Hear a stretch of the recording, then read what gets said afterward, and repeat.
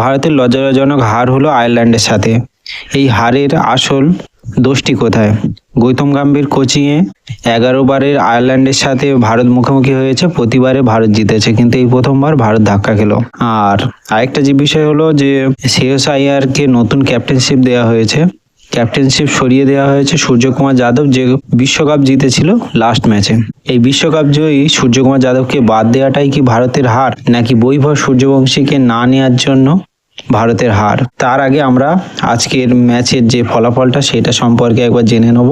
Ireland প্রথম bat করতে নেমে 20 ওভারে 9 উইকেটে 182 রান করে। শুরুটা খুব একটা ভালো না হলেও মাঝে শেষের ওভারের দিকে দুর্দান্ত ব্যাটিং করে তারা বড় স্কোর গড়ে। দলের হয়ে নরকান টঙ্কার খেলেন 50 রান। অন্যদিকে জি ডিলানি 49 রানের গুরুত্বপূর্ণ একটা ইনিংস খেলে। শেষের দিকে জর্জ ডেকেরেল মাত্র 10 বলে 19 রান করে দলের শক্ত অবস্থায় নিয়ে যায়। ভারতের হয়ে হর্ষিত রানা 3টে উইকেট নিলেও ডেড ওভারে বোলাররা রান আটকাতে পারেনি। ফলে ভারতের সামনে প্রায় 183 রানের লক্ষ্য দাঁড়ায়। রান তাড়া করতে নেমে দুর্দান্ত ব্যাটিং করে অভিষেক শর্মা, 20 বলে 50 রান করে, কিন্তু অভিষেক আউট হওয়ার পর পুরো ব্যাটিং লাইন আপ ভেঙে পড়ে।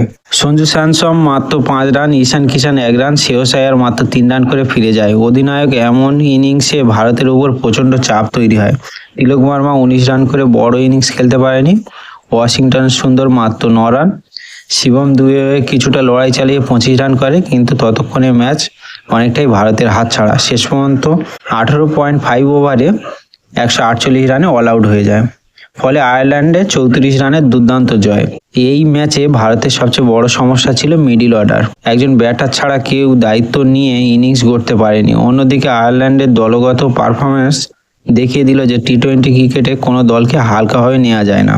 এখন প্রশ্ন হচ্ছে, এই হারের পর ভারত কি ঘুরে দাঁড়াবে? আশা করি অবশ্য ঘুরে দাঁড়াবে। আর আপনাদের মতে এই হারের পিছনে কারণটা কি সেটা অবশ্য কমেন্ট করে জানাবেন। 1 নম্বর কারণ হচ্ছে বৈভব সূর্যবংশীকে না নেওয়া। 2 নম্বর কারণ হচ্ছে গৌতম গম্ভীরের কোচিংয়ের। আর 3 নম্বর হচ্ছে সূর্যকুমার যাদবকে বাদ দেওয়ার ফলে, যে একজন বিশ্বকাপ জয়ী ক্যাপ্টেনকে বাদ দেওয়া, তার ম্যাচের রেকর্ড অনেক ভালো, অথচ তাকে বাদ দিয়ে শ্রেয়স আইয়ারকে ক্যাপ্টেনশিপ দেওয়ার জন্য, নাকি অন্য কোনো কারণ আপনাদের মতে, সেটা অবশ্য কমেন্ট করে জানাবেন। আমরা আশা করি যে পরবর্তী ম্যাচে বৈভব সূর্যবংশীকে অবশ্যই সুযোগ দেওয়া হবে। আর আপনারা আপনাদের গুরুত্বপূর্ণ একটা কমেন্ট করে যান যে বৈভব সূর্যবংশী পরবর্তী ম্যাচে কত রান করবে। তবে এটা নিশ্চিত যে পরের ম্যাচে আয়ারল্যান্ডকে চোখের জলে নাকের জলে অবশ্য করে দেবে। ইন্ডিয়া যে পরিমাণ রান করবে সেটা আয়ারল্যান্ড জীবনে কল্পনাতেও ভাববে না। আমার এটাই মনে হয়। আপনাদের একমত হলে অবশ্যই লাইক করবেন, আর এই ধরনের ভিডিও পেতে অবশ্যই আমাদের চ্যানেলটি সাবস্ক্রাইব করবেন।